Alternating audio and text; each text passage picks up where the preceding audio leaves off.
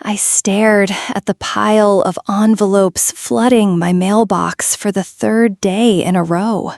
Wedding RSVPs. Not for my wedding, for my cousin Amber's. More mail for the happy couple, my building manager chuckled as he passed by. Must be exciting helping with the big day. I forced a smile while clutching another stack of responses addressed to the future Mr. and Mrs. Reynolds. The problem? I never agreed to this. I never offered my address as the RSVP collection point for 150 wedding invitations. I never even knew about it until the responses started arriving. The mailman appeared behind me, holding yet another bundle. Got a special delivery here. Looks like some fancy response cards from California. That's when something inside me snapped. This wasn't just about some unexpected mail. This was about my entire family treating me like a convenience, a resource to be used without consideration. It was about 32 years of being the reliable one, the responsible one, the one who would never cause a scene. As I carried the growing mountain of RSVPs to my apartment, I made a decision.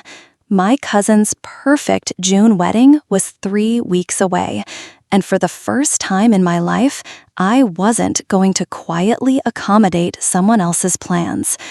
In my family, there's always been an unspoken hierarchy. At the top sits Aunt Patricia, Amber's mother, the self-appointed matriarch since my grandmother passed.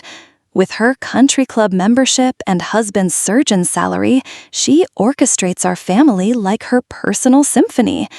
My mother, the youngest of 3 sisters, has always existed in Patricia's shadow.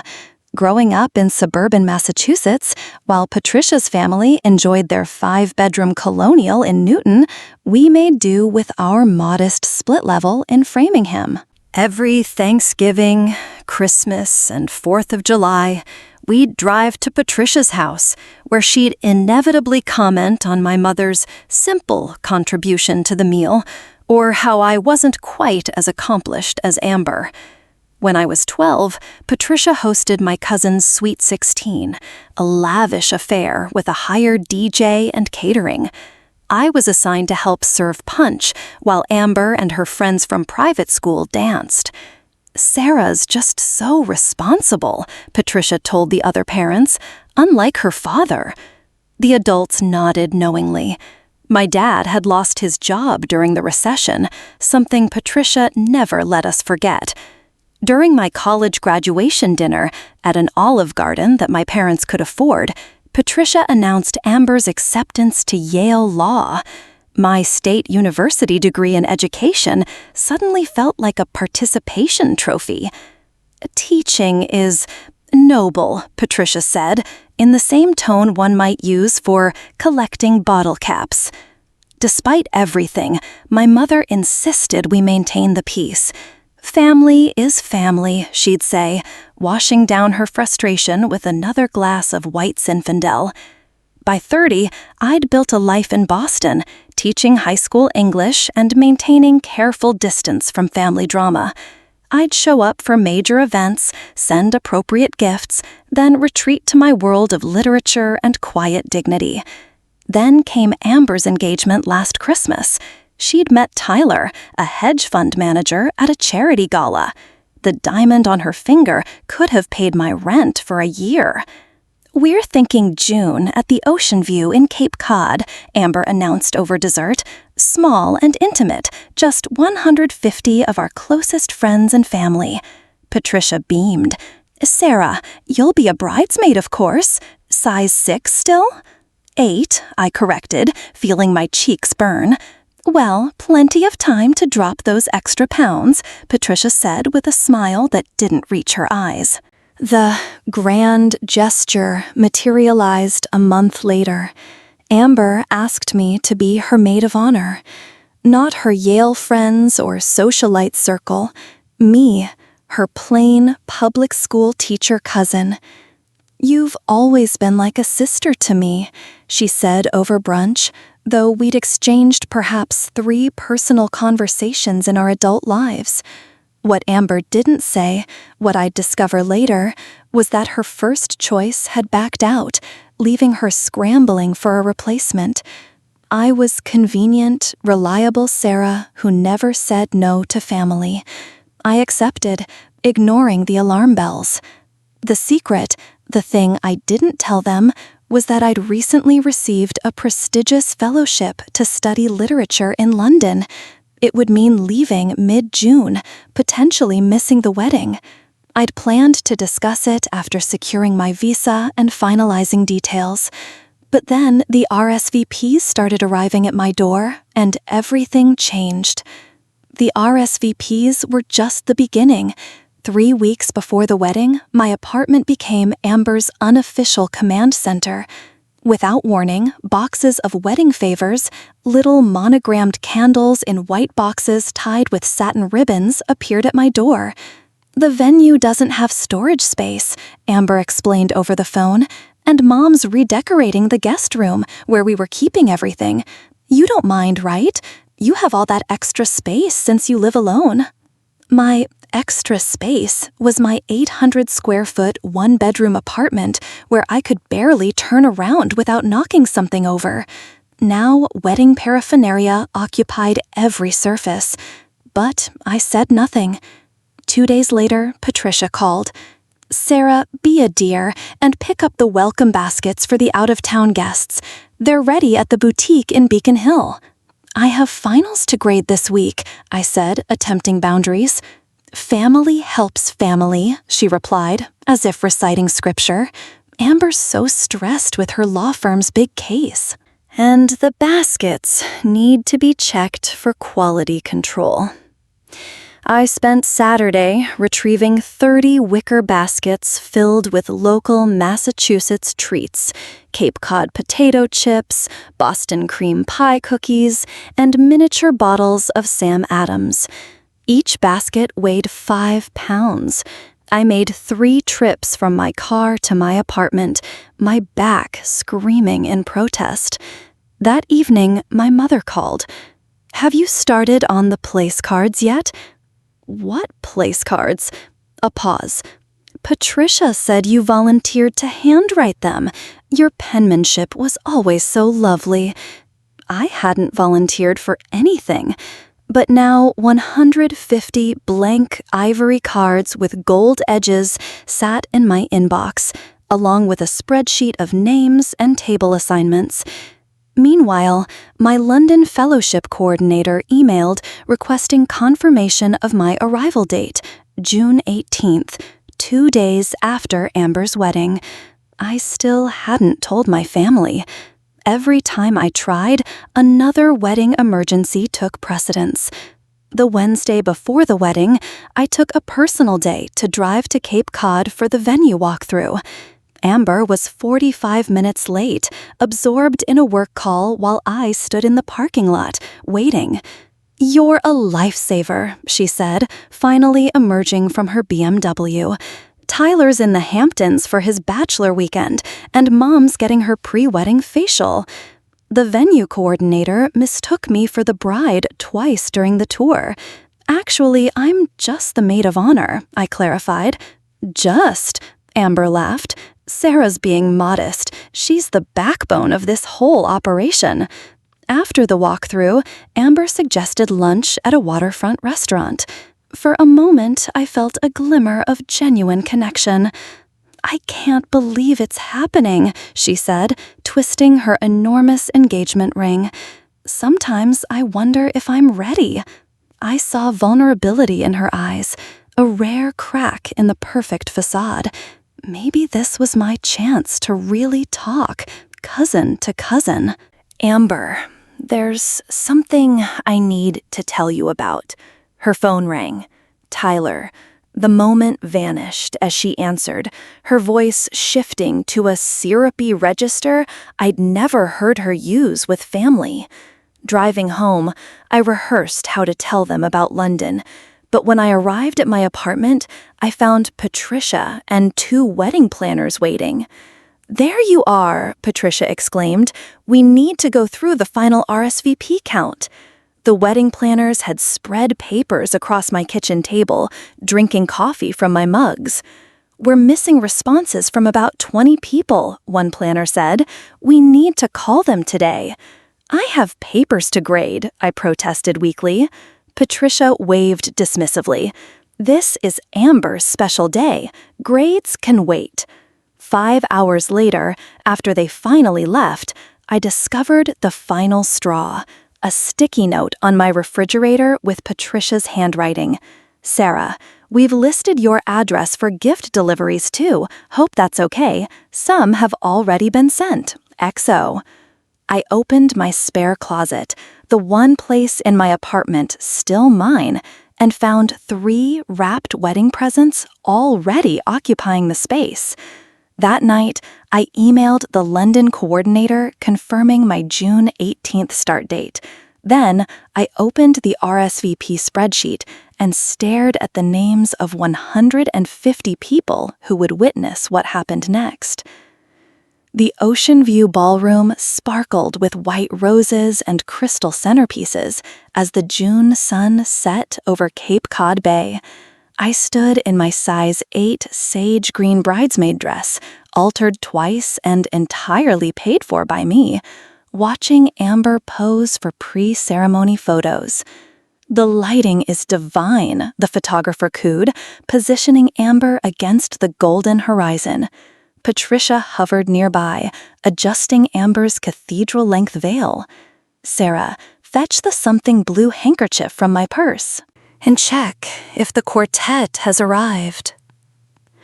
I moved through my tasks mechanically, the weight of the past month and really the past 32 years pressing against my chest.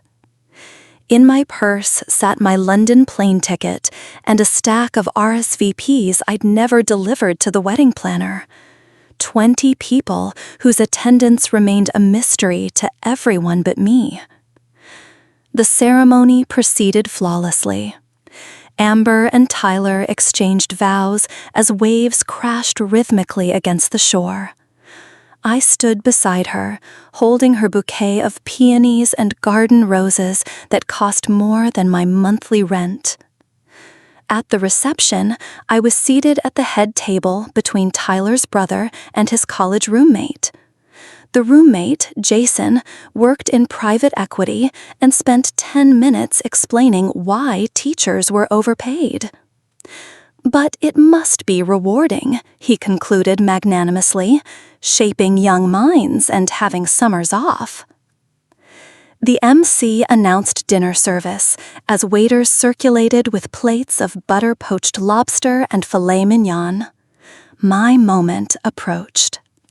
Patricia clinked her glass, rising for her mother of the bride speech.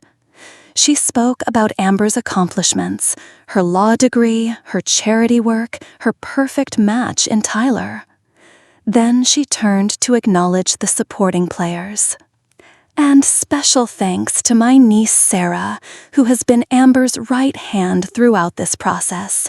Always dependable, always willing to help without complaint. That's our Sarah." Polite applause. A few glances in my direction. The MC approached me, microphone extended. As maid of honor, I was expected to speak next. I stood slowly, smoothing my dress. The room quieted. 150 faces turned expectantly toward me. I spotted my mother, her expression a familiar mix of hope and anxiety. For those who don't know me, I'm Sarah, Amber's cousin and maid of honor. My voice was surprisingly steady. I've been quite involved in this wedding. In fact, all the RSVPs came to my address. Without my knowledge. A confused murmur rippled through the crowd. Amber's smile faltered. The wedding favors lived in my apartment. The welcome baskets. Even the gifts started arriving at my door. I hand-wrote 150 place cards after working 10-hour days teaching high school English. Patricia made a slashing motion across her throat, cut it short. But here's what nobody knew. I reached into my clutch and withdrew my plane ticket. In 3 days, I'm moving to London for a year-long fellowship at Oxford, a once-in-a-lifetime opportunity I've worked toward for years. Gasps from my immediate family. Amber's mouth opened in shock. I tried to tell you all multiple times, but there was always another wedding emergency, another task that couldn't wait, another assumption that my time, my space, and my life were less important. Tyler shifted uncomfortably. The photographer had stopped taking pictures. So, while I wish Amber and Tyler every happiness, I won't be helping to unpack your wedding gifts or write your thank you notes, or whatever else might have been planned without consulting me. I'll be in London, finally putting myself first. I raised my glass in a final toast. To boundaries. May we all respect them. Then I set down my untouched champagne, picked up my clutch, and walked steadily toward the exit. Behind me, I heard Patricia's shrill voice, "She's just jealous," and the growing buzz of scandalized guests. Outside, the evening air felt like freedom. My Uber arrived within minutes. As we pulled away, I saw my mother hurrying out of the venue, calling my name. For the first time in my life, I didn't turn back. The first call came at 5:30 a.m. the next morning, my mother, voice thick with tears. "How could you humiliate our family like that? Patricia is beside herself." I sat on my bed, surrounded by half-packed suitcases. "Mom, I tried to tell everyone about London for months. Nobody listened. You could have told me privately." Her voice cracked. "I would have understood." "Would you have?" I asked gently.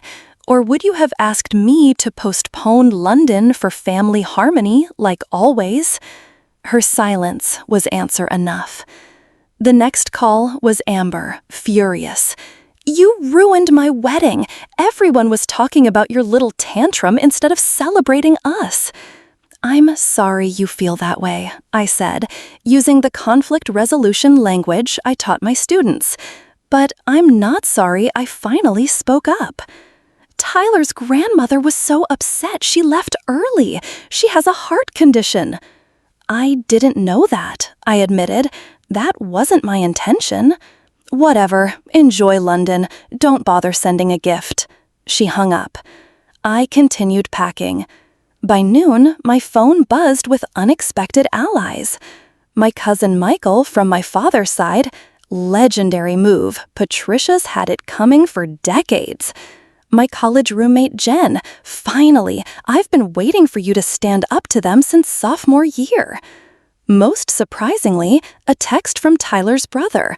That was the most exciting wedding toast I've ever witnessed. "Patricia is a nightmare. Safe travels to London." The wedding gifts still occupied my closet. I called the wedding planner, explained the situation, and arranged for them to be collected. She sounded almost amused. "Between us," she whispered, "I've worked with worse mother-daughter combos than Patricia and Amber, but not many." 2 days before my flight, my doorbell rang. I expected another delivery person, but found my Aunt Diane, Patricia's middle sister, the quiet one who'd always existed in the background of family gatherings. "May I come in?" she asked. I led her through my apartment, now mostly empty except for furniture I was leaving behind. "I brought you this." She handed me an envelope. Inside was a check for $2,000 for London. I've always regretted not taking a fellowship in Paris when I was your age. Patricia talked me out of it. My eyes widened. I can't accept this. Please, she squeezed my hand. Consider it 30 years of wedding toasts I wish I'd given. That evening, another surprise, an email from the venue coordinator. "Miss Mitchell, we found something unusual while cleaning after the Reynolds Foster wedding. One of the guests left this note for you. Attached was a photo of a handwritten note on Ocean View stationery. Sarah, I'm a high school English teacher too. What you did took courage.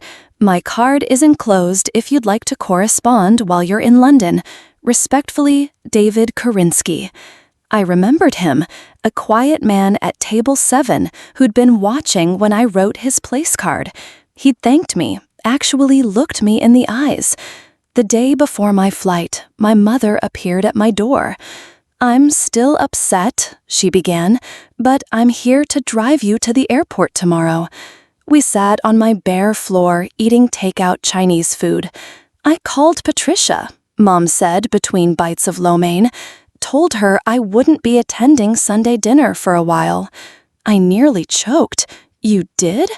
I've spent my life trying to earn her approval. She sighed. Watching you walk out, it made me wonder what I've been afraid of all these years. On departure day, one final twist, a text from Amber.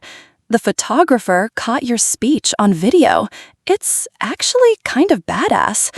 Tyler says it was his favorite part of the wedding. Don't tell my mother. Attached was a photo of Amber and Tyler cutting their cake, me visible in the background mid-exit. I looked different than I'd imagined, not small and bitter, but tall and dignified. 6 months into my London fellowship, the wedding drama has faded into family lore. My mother visited last month, her first trip abroad at age 60. We walked along the Thames, and she told me stories I'd never heard, about her dreams before she married, before she became Patricia's younger sister and my cautious mother.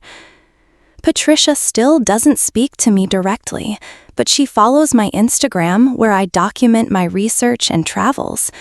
Amber and I exchange occasional texts. She's pregnant, due in April. Not naming her Patricia, she wrote recently, breaking some cycles. As for the RSVPs I never delivered, the 20 missing guests created just enough chaos to disrupt the seating chart, but not enough to ruin the dinner service. Sometimes small acts of rebellion are enough. The wedding favors, those monogrammed candles, I donated to a women's shelter before leaving. The coordinator told me they'd be given to residents who were rebuilding their lives after leaving difficult situations. Perfect, I'd said. That's exactly where they belong. Looking back now from my flat in London, I realize that what happened wasn't just about wedding invitations or RSVPs. It was about finding my voice after decades of silence. Sometimes standing up for yourself means walking away, even when every familiar voice tells you to stay. The most surprising lesson? The world doesn't end when you disappoint people. Sometimes it actually begins. Last week, I received a package from home. Inside was a framed photo of me at the wedding, microphone in hand, mid-speech. The note read simply, "To setting boundaries. Love, Mom." If you're stuck in patterns that diminish you, remember that it's never too late to rewrite your role in the story. The address you give others should always be one you've chosen for yourself. Don't forget to like and subscribe if this story resonated with you. I'd love to hear about your own moments of standing up for yourself in the comments below.